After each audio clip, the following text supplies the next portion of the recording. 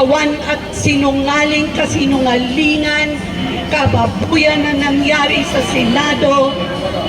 Minsan iisipin natin, tayo ba ay pinapayaan na ng Panginoon? Pumasok po tayo, yung mga kasama natin, magsipasok po tayo sa loob.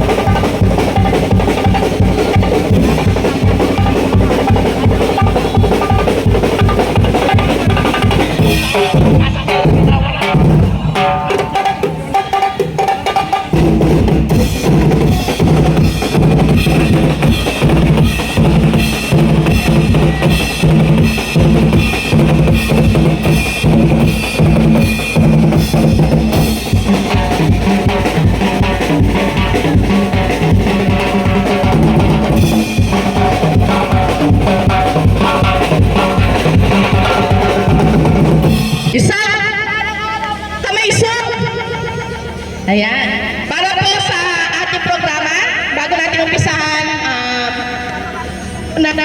si Ma'am V para sa ating opening prayer.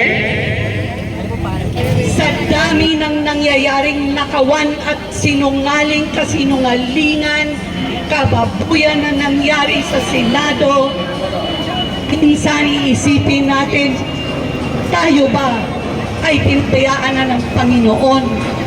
Ang sagot ko po ay hindi. Buhay po ang Panginoon. At ngayon po ay bibigyan ko ng pag-asa ang taong bayan na ang Diyos is a God of order. Kung meron man tayong pinagdadaanan sa ngayon, ang sa akin palagay ko ay dapat nating pagdaanan so that pagdating ng panahon, tayo ay dapat matuto, huwag na tayong magpalinlang, kailangan mag-isip-isip ng maigi at mabuti. Mostly, magdasal po tayo. So to open this afternoon, natin General Bato at ang majority bloc, ito po ang pangako ng Diyos. Lord, your name be praised. Your name be praised. Your name be praised. Yan po. That's our prayer in the name of Jesus. And everybody says, Amen. Amen and Amen. Ibigay ko po ito, ang mikropono dito sa ating kapatid na Muslim. Maraming salamat.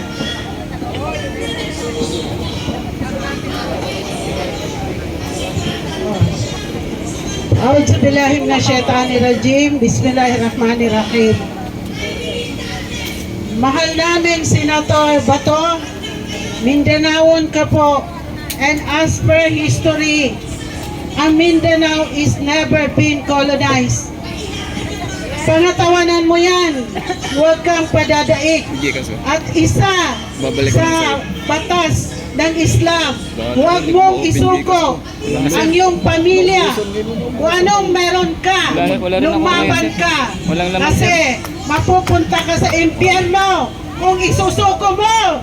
Senator Bato Cayetano, congratulations, applause ka for defending the House of Senate. Who are they, by the way? Tatay Digong, how many president? Ikaw lang ang pumirma sa PAN after 50 years. Kahit ikamatay ko ng aming lahi, susuportahan ka namin dahil ikaw lang ang may puso sa kamusliman.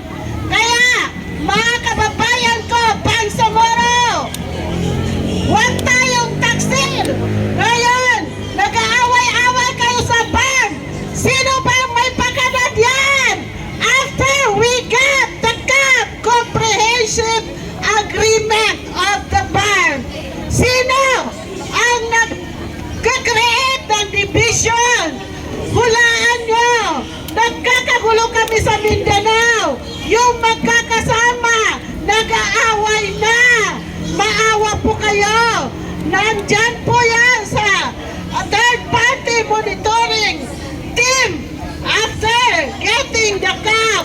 Sana po, yun ang mananaig. Ngayon po, nagrarally sila doon. Sana si Tatay Digong, sana wala yan.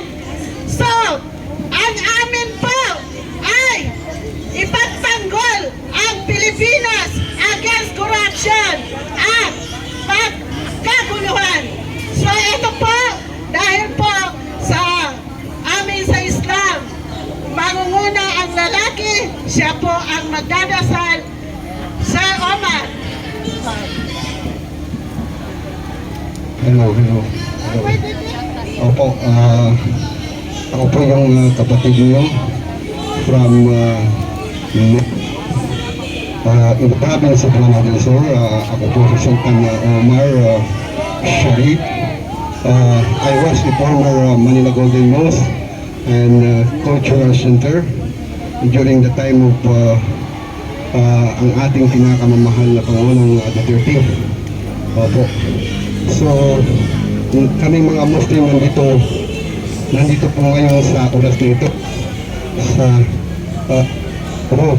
para ipakita po natin ang pagmamahal natin sa bayan, para ipanalangin natin ang nandito po kami, kasama namin ang mga kapatid namin mga Muslim. Dumating na po ang aming isa sa kinikilalang leader namin, sa mahal namin leader sa bar. Dumating na po siya, si Sultan Idrissa Rimban, ang ating members of parliament, mga sa mga transition. So, nais po namin na ipanalangin ang ating bayan para sa pangyayari ngayon. Itong tawagin a very suffering, difficult crisis in our country. So, sabayan niyo po ako manalangin para sa ating bayan. A'udhu billahi minash shaitanir rajim. Bismillahirrahmanirrahim. Alhamdulillahi rabbil alamin. Ar-Rahmanir Rahim. Malik yawmiddin. Iyyaka na'budu wa iyyaka nasta'in. Ihdina as-siratal mustaqim.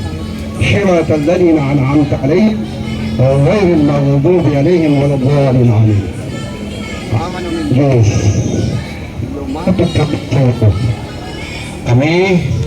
Lumapit kami sa iyo nang may kababaang loob at pag-asa sa gitna ng korupsyon, kasinungalingan at pang-aabuso.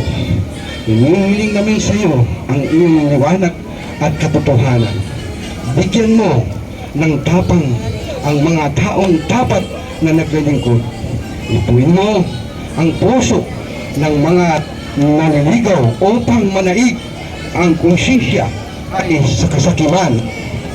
Gabayan mo ang aming mga pinuno upang piliin nila ang konsensya kay sa kasakiman.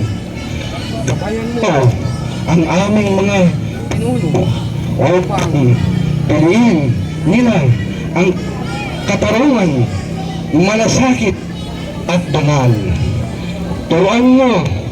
Turuan mo rin kaming mga mamamayan na huwag manahimik sa mali, kundi maging responsable, matuwid at mapagmahal sa bayan. Nawawag magsimula ang pagbabago sa aming sarili, gawain at pakitungo sa kapwa. Pagpalain mo ang aming bansa ng pagkakaisa. Pagpalain mo ang aming bansa ng pagkakaisa, katapatan at tunay na kapayapaan sa iyo. Namin inaalay ang aming pag-asa at laban para sa kabutihan ng aming bayan. Amen. Amen. Assalamualaikum warahmatullahi ta'ala wabarakatuh.